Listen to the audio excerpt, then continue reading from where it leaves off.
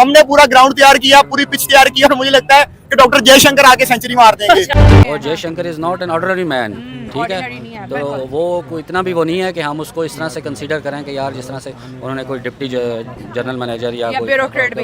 मैं इधर क्या देखिए ये पाकिस्तान के अंदर चोर है, तो आप खुद हिसाब लगाएं कि पाकिस्तान के अंदर पाकिस्तान के फॉरेन मिनिस्टर का नहीं पता किसी को, तो पाकिस्तान के बाहर किसी को क्या पता होगा। के अंदर होने वाली इस तरह इंटरनेशनल मीटिंग को जो है ऑनलाइन ही कंडक्ट करवाया। अगर इंडिया ने दिल बढ़ा करके पाकिस्तान में इसको फिजिकली अटेंड करने की एक बड़ा खूबसूरत जेस्चर शो करवाया, लेकिन रेड कारपेट पर तो पाकिस्तान की कोई बड़ी पर्सनैलिटी मौजूद ही नहीं थी। देखें डायरेक्टर और डीजी लेवल का बंदा उन्हें रिसीव कर रहा है। ये पाकिस्तान की तरफ से जो है इस वक्त थोड़ा सा जो है इस हुकूमत की तरफ से थोड़ा दिल बड़ा करना चाहिए था और इनको जो है एक काइंड जेस्चर देना चाहिए था और एक इम्प्रेशन ऐसा जाना चाहिए था, एक परसेप्शन ऐसी बिल्ड होनी चाहिए थी कि देखें हमने जो है वो वज़ीर ख़ारजा को भेजा और उन्होंने उससे बड़े रुतबे का बंदा भेजा। वज़ीर आज़म होते हमारे आगे पता चलता कि पाकिस्तान वाकई इंडिया के साथ दोस्ती चाहता है। तो इसको इंडिया में बहुत ज़्यादा पॉजिटिवली परसीव किया जाना था। तो एक नया दरवाज़ा बाज़ औक़ात वो कहते हैं ना अपॉर्चुनिटी के अंदर अपॉर्चुनिटी छुपी होती है, ठीक है। तो इससे हो सकता है कि कोई थोड़ा सा बर्फ़ पिघलने में जो है मज़ीद जो है वो हेल्प मिल जाती, ठीक है। तो ये शायद इमरान खान साहब होते तो इमरान खान साहब की हुकूमत में जो है वो शायद डिफरेंट तरीके से इसको जो है वो वेलकम किया जाता है इनको, ठीक है। तो ये पाकिस्तान की एक मेरे ख्याल से एक फेलियर है, ठीक है। इस सिलसिले में जो है पाकिस्तान को इसको रीथिंक करना चाहिए इनको। चले अगर उन्होंने जयशंकर को भेजा है तो जयशंकर जो है वो बड़े आलमी फोरम से इंडिया को रिप्रेजेंट करता है।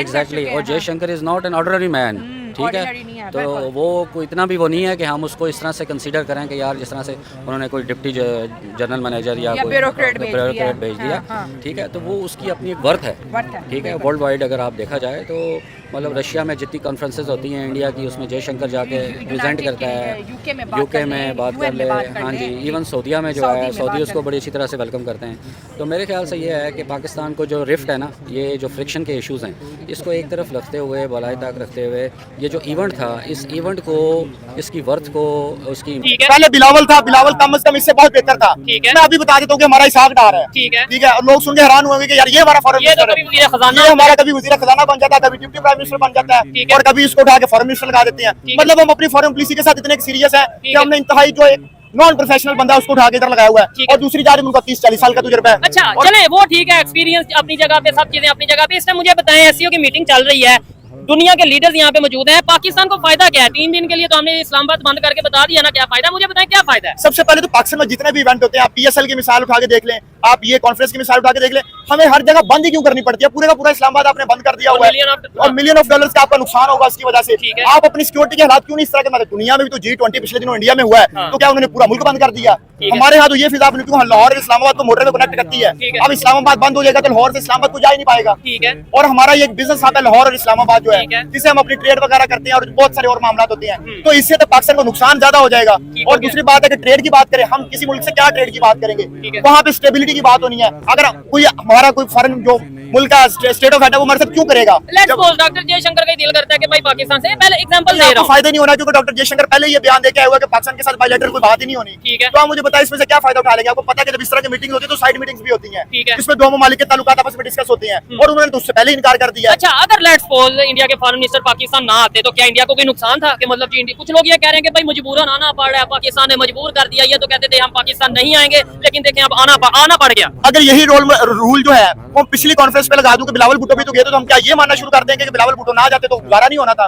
तो ये रूल भी आप अप्लाई कर सकते हैं। लेकिन और ना भी आते तो इतना मसला क्या? चाइना और रशिया ने जो है वो हमसे नाराज हो, इंडिया से नाराज हो जाना था कि आप नहीं आए तो हम आपसे नाराज हैं। भाई इंडिया और चाइना की आपस में ट्रेड चल रही है और रशिया के साथ भी वो ट्रेड कर रहे हैं और इस टाइम पाकिस्तान के पास बड़ा सुनहरी मौका है। पूरी दुनिया का फोकल पॉइंट पाकिस्तान बना हुआ है। पाकिस्तान इससे अगर चाहे तो बहुत फायदा उठा सकता है। जैसे कि मिसाल के तौर पर रशिया और यूक्रेन का आपस में मामला चल रहा है, रशिया आ रहा है, ईरान और फलस्तीन का मसला चल रहा है, ईरान आ रहा है, ठीक है। आपके पास बड़ा सुनहरी मौका है कि आप इस टाइम दुनिया को लीड कर सकते हैं, लेकिन हमें कोई ऐसा लीडर नजर ही नहीं आता। और क्यों हमारे ऊपर कोई एतबार करेगा? हमें तो ये भी नहीं पता कि पाकिस्तान का प्राइम मिनिस्टर मजीद कितनी देर के लिए है, साल के लिए, 1.5 साल के लिए, 2 साल के लिए। और फिर क्योंकि बहुत मुझे खुशी हुई है कि वो यहाँ पर आया, पाकिस्तान का विजिट किया, लेकिन थोड़ा सा ना मुझे दुख इस चीज़ का हुआ है कि जैसे एस जयशंकर आया पाकिस्तान में तो उनका वेलकम या तो पीएम को करना चाहिए था या फॉरेन मिनिस्टर को करना है, क्योंकि वो बहुत बड़ी हस्ती है, तो इन्होंने कमांडो भेज दिया, आम लोग भेज दिए, तो डीजी भेजा था और एक कमिश्नर, तो वो उनके लेवल की नहीं है यार, वो इतनी बड़ी पर्सनैलिटी है, अगर आप उनको अच्छा रिसीव करोगे तो शायद उनके दिल में जो नफरतें होंगी शायद वो आपके वेलकम से कहीं ना कहीं खत्म हो जाती, क्योंकि 9 साल बाद वो पाकिस्तान में आया और एस जयशंकर की तो पूरी दुनिया में इतनी वाह होती है, वो जिस कंट्री में चले जाते वो कंट्री हाईलाइट्स में हो जाती है। और मैं ये कहूंगी कि यहाँ पर डिस्कशन भी बहुत ज्यादा मैटर करेगी कि वो आपस में क्या डिस्कशन बात होती भी है कि नहीं होती है या नहीं होती है, बस एससीओ की मीटिंग तक की बात महदूद होती है, क्योंकि हमने जितने भी एस जयशंकर के इंटरव्यू सुने हैं वो यही कहते हैं कि पाकिस्तान जो है ना वो दहशतगर्दों को सपोर्ट करता है, ये जब तक इनको खत्म नहीं करेगा पाकिस्तान से किसी भी तरह की ना बात करेंगे, और जब तक ये मसला कश्मीर को सॉल्व नहीं करेंगे तो आपको नहीं लगता कि ये जो टेररिज्म को लेके पाकिस्तान के अंदर ही बात करनी चाहिए, क्योंकि डॉक्टर एस जयशंकर मौजूद है कहीं ना कहीं,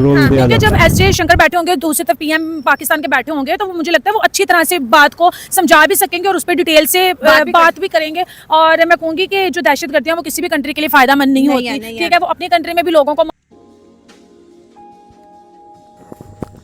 भारत आज दुनिया में उभरता हुआ ताकत है। भारत का अर्थनीति, भारत का डिफेंस सिस्टम आज दुनिया में सबसे अच्छा लग रहा है। भारत आने वाला दुनिया का सुपर पावर बनने जा रहा है, जिसके वजह से दुनिया भी आज भारत को इम्पोर्टेंस देने लगा है, जिसके वजह से एशिया समिट में भारत का कोई भी प्रतिनिधि चाहता है या दुनिया में कहीं भी भारत का कोई भी प्रतिनिधि, छोटा से छोटा प्रतिनिधि को भी आज दुनिया इम्पोर्टेंस देने लगा है, क्योंकि दुनिया को अब मालूम पड़ गया कि भारत अब वैसा छोटा मोटा कोई कंट्री नहीं है। भारत आने वाला दुनिया का सुपर पावर बनने जा रहा है, क्योंकि भारत का डिफेंस का जो पावर है अब दुनिया में 3रे नंबर पे आ गया। दुनिया का बड़ा बड़ा देश भारत का सुपर पावर की नज़र से देखता है। सिर्फ भारत के प्रतिनिधि को भी नहीं, भारत का आवाम भी आज दुनिया में जहाँ भी जाता है उनका अलग से एक सम्मान देने का काम दुनिया में कर रहा है, क्योंकि आज दुनिया भी जानता है कि भारत को इम्पोर्टेंट नहीं देने से दुनिया में आज कोई भी बड़ा से बड़ा काम आसानी से नहीं हो सकता है। भारत को हर काम में एक अलग रोल दिया जाता है।